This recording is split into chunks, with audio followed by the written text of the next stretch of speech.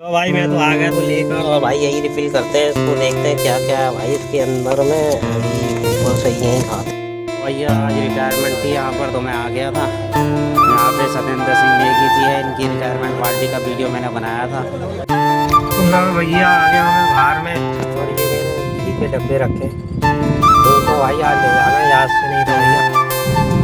तो भाई फिलहाल तो मैं आ गया हूँ नोएडा के बॉर्डर पर, और नोएडा अगर कोई आया है तो उसका इंटरेस्ट ही देख कर बता दे कहाँ। ऐसे ही मन बैठा बैठा कुछ सोच रहा था कि भाई, और मैंने कहा एक वीडियो ही बना ले। तो कहते हैं कि बचपन कितना अच्छा होता है ना, जहाँ उसको कुछ चिंता होती है, ना फिक्र होती है, ना कमाने का, ना धमाने का, ना किसी का जिम्मेवारी। Hello guys, welcome to my new blog, Harish Kapoor blog में आपका स्वागत है। और कैसे आई होगा, बढ़िया होंगे। और भगवान से प्रार्थना करता हूँ आप स्वस्थ रहें, मस्त रहें और व्यस्त रहें। तो दोस्तों आज मैं भाई सवेरे सवेरे उठ गया हूँ और फ्राइडे है, और आपके सामने मैं देख रहा हूँ माता जी। क्यों ना क्यों नहीं दिखाना है? पहले भी वो बेकार था। हैं? अरे पहले भी नहीं, वो बेकार था वो। क्या बेकार था? हैं?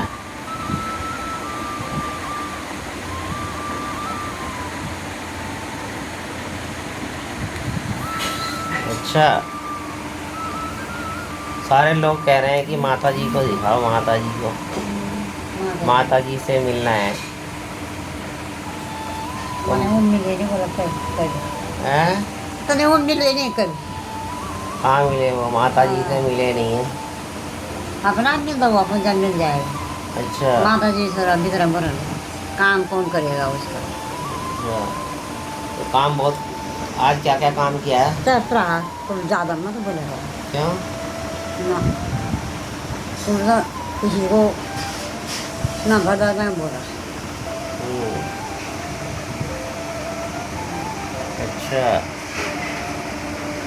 तेरी समझ से तो गाँव वाँव जा चले जा जरा, थोड़ा सा वहाँ मन तेरा क्यों शांत। जाना मन गाँव? क्यों?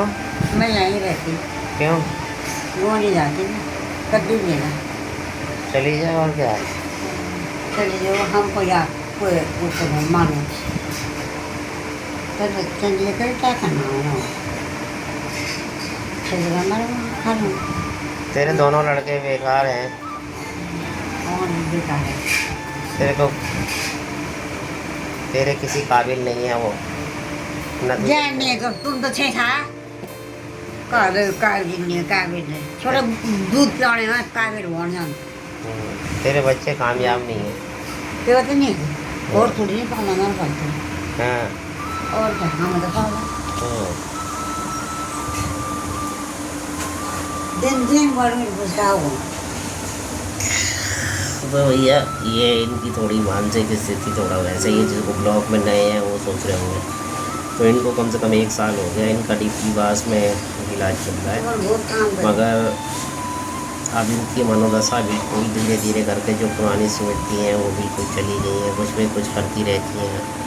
बस ये है, थोड़ा सा वार्तालाप कर लेते हैं और कुछ भी बोलती है कुछ आपको समझ में। जब भी तो मैं अपने बोला कि तेरे दोनों लड़के, यानी कि मैं और मेरा एक छोटा भाई, मैंने कहा कोई तेरे काबिल नहीं है, तो कहूँ चली जाए। वो तो मैं भी जान रहा हूँ, वहाँ कौन देखेगा।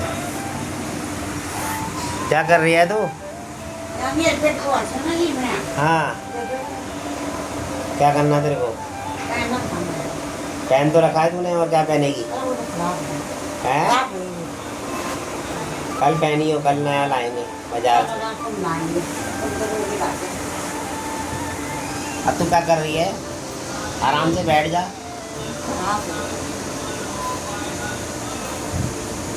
आराम से बैठ जा यहाँ।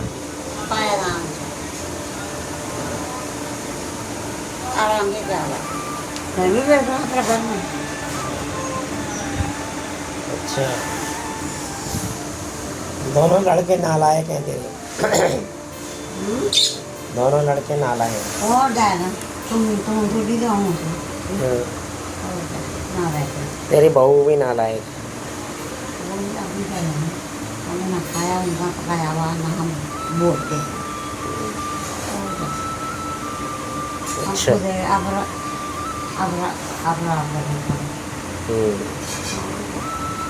हमको जो वो बड़ी से तो वो घर रंग जाया आमी ना कर अच्छा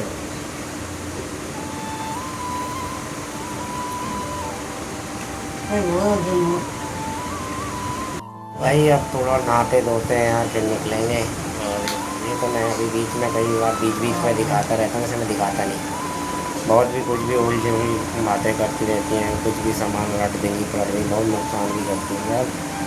फिर कहते हैं ये माँ यार ज़िंदगी में एक बार ही मिलती है, और ये जो माँ का सुख है जब तक लेना चाहो ले सकते हो, सिर्फ देख सकते हो, पर ये पुरानी मतलब अपने दिमाग से कुछ भी तुम्हारे को कह नहीं सकती है, ये अपने आप में ही कुछ ना कुछ बोलती रहती है। तो भाई फ़िलहाल तो नहा धोकर भैया आ गया हूँ मैं खाने वाली टेबल पर। और फिलहाल जहाँ माता वैष्णो देवी वगैरह और अमरनाथ की यात्रा कर रहे थे, तो मेरा पड़ोसी है जो बचपन का यार है, तो उसकी भी टिकट विकट रेलवे की करवा ली थी। और वो अचानक ही जब वैष्णो देवी की हम वो टिकट ले लगे, तो अचानक उसने कह दिया कि भैया मैं तो नहीं जा रहा हूँ, और मुझे भी अमरनाथ जाना था मगर मेरा मेडिकल हो नहीं पाया। तो मैंने कहा वैष्णो देवी तक का तो कर ले ही रखा है भाई, वैष्णो देवी करके चले आओ ना। फिर उसने बोला भाई नहीं, पता नहीं कुछ समस्या है, अब उसकी समस्या वही जाने, भगवान जाने क्या समस्या है।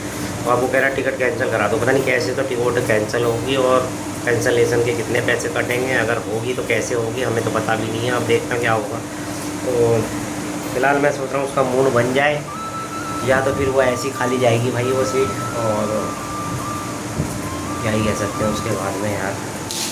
तो फिलहाल मैं ज़्यादा बोलने की स्थिति में भी नहीं। आज बनाए ये देखो भैया क्या बन गया हमारे यहाँ, तो चटनी और अचार मिर्च। भाई फिलहाल मस्त आज कल भोजन करते हैं, फिर सोचते हैं क्या होगा।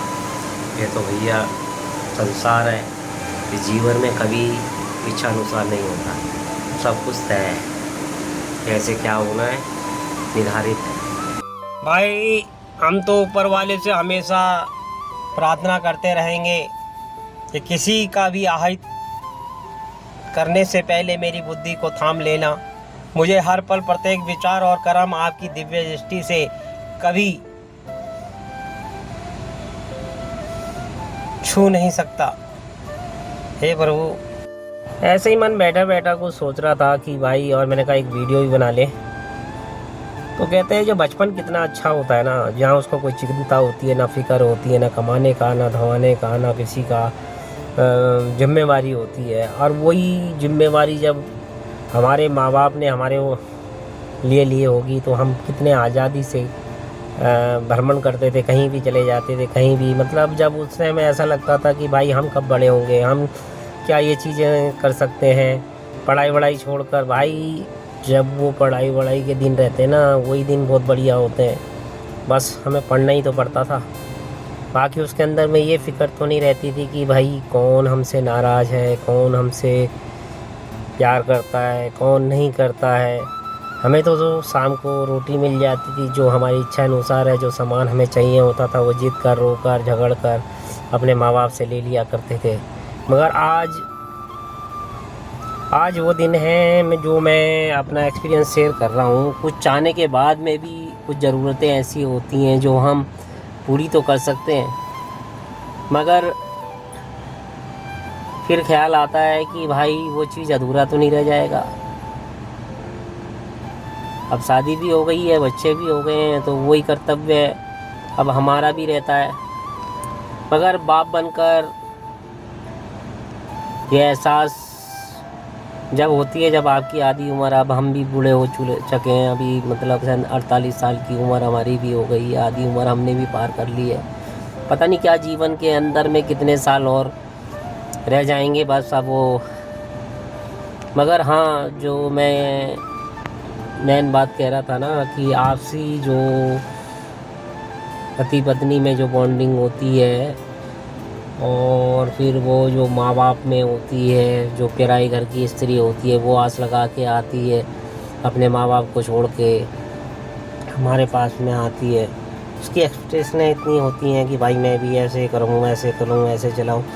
मगर सबकी अपनी अपनी आस होती है, और किसी न किसी की आस तो टूटती है। उसमें से सबसे बड़ी आस तो भाई मर्द की ही टूटती है। और अपनी ज़रूरतों के हिसाब से उसे जीने के लिए ना वो चीज़ें नहीं मिलता, वो फ्रीडम नहीं मिलता जो वो चाहता है। हर किसी की अपनी अपनी डिमांड होती है, मगर एक मर्द की भी तो कोई डिमांड रहती है, उसकी भी कोई इच्छा होती है, मगर उसको सोचने से पहले ही अपने आप में दफन करना पड़ता है, अपनी सोच को ख़त्म करना पड़ता है। क्यों? जाना तो सबको प्रभु के पास ही है, किसी को पहले किसी को आगे, मृत्यु तो एक अटल सत्य है।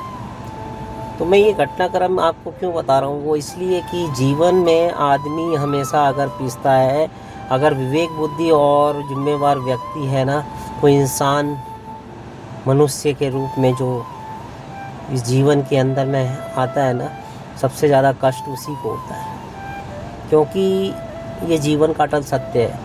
बच्चों को खुश रखने के रखते वो अपने आप को भूल जाता है कि उसे क्या चाहिए क्या नहीं चाहिए। यहाँ तक कि उसकी अर्धांगिनी वो भी नहीं समझ पाती कि उसको क्या चाहिए।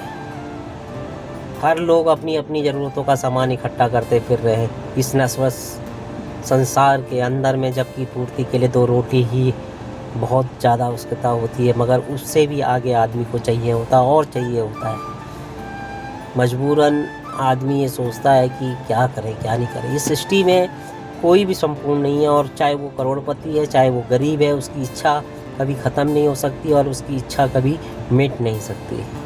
इंसान का असली स्वरूप सिर्फ परमात्मा को पाप करने के लिए और परमात्मा की भक्ति मार्ग पर चलने के लिए सिर्फ एकांतवास और उस एकांतवास की ज़रूरतों को पूरा करने के लिए अपने आप को ध्यान में रखना पड़ेगा, अपने ध्यान आकर्षित करना पड़ेगा, प्रभु की लीला में आकर्षित करना पड़ेगा, तभी जाकर वो शांति का भाव प्रकट कर पाएगा। नहीं तो इस जो ये काल चक्र है ना, जो परिवार है, आपकी पति है, पत्नी है, माँ है, बाप है, ये सब इसी में गिरते गिरते आपको पता भी नहीं चलेगा कि आपका समय कब नज़दीक आ गया।